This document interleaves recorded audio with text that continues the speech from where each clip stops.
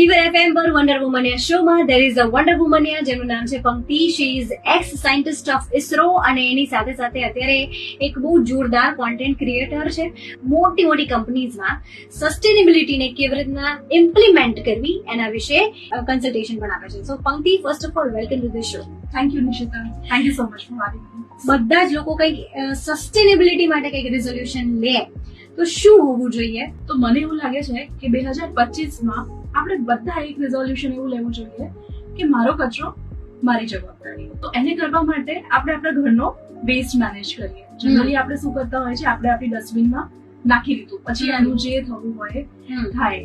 તો એમાં આપણે આપણા વેસ્ટને ઓછો કરીએ, એને મેનેજ કરીએ. 3 ઇફેક્ટિવ તરીકા છે. ઓકે, અને આ 3 ઇફેક્ટિવ તરીકાઓ વિશે અમે વાત કરીશું આવતીકાલે ઇન ધીસ કેમ્પેઇન કે જે આપણે 2025માં શરૂ કરી રહ્યા છીએ વિથ પંક્તિ સસ્ટેનેબિલિટી.